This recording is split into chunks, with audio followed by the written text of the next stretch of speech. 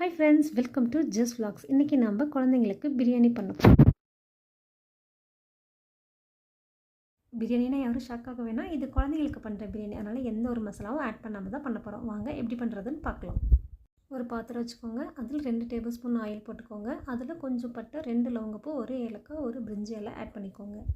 இதுலயே ஒரு பச்சை மிளகாவை கீறி போட்டுருங்க. இதெல்லாம் நல்லா குட்டி குட்டியா சாப் பண்ணி வச்ச ஆனியன் போட்டு நல்லா கோல்டன் ப்ரௌன் கலர் வந்ததுக்கப்புறம் உங்களுடைய ஆப்ஷன். நான் இன்றைக்கி மஷ்ரூம் ஆட் பண்ணியிருக்கேன். உங்களுக்கு என்ன வெஜிடபிள், சிக்கன், மட்டன் அது மாதிரி எதாக இருந்தாலும் நீங்கள் நல்லா குட்டி குட்டியாக சாப் பண்ணி போட்டுக்கோங்க. ஒரு டீஸ்பூன் இஞ்சி பூண்டு ஆட் பண்ணிக்கோங்க. நெக்ஸ்ட்டு சால்ட்டு, மஞ்சத்தூள்.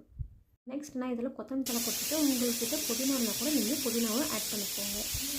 இதெல்லாம் ஈவனாக கிளறி விட்டுட்டு மஷ்ரூம் வேகிறதுக்காக கொஞ்சம் தண்ணி ஊற்றிக்கோங்க. ஒரு 1/2 கிளாஸ் தண்ணி ஊற்றிட்டு மஷ்ரூம் நல்லா குக் ஆனதுக்கப்புறம் நீங்கள் எவ்வளோ ரைஸ் எடுத்துருக்கீங்களோ அதுக்கு தகுந்த மாதிரி நீங்கள் வாட்டர் ஆட் பண்ணிக்கோங்க. நெக்ஸ்ட்டு சால்ட் செக் பண்ணிட்டு அரிசி போட்டுட்டு குக்கரில் விசில் விட்டுருங்க.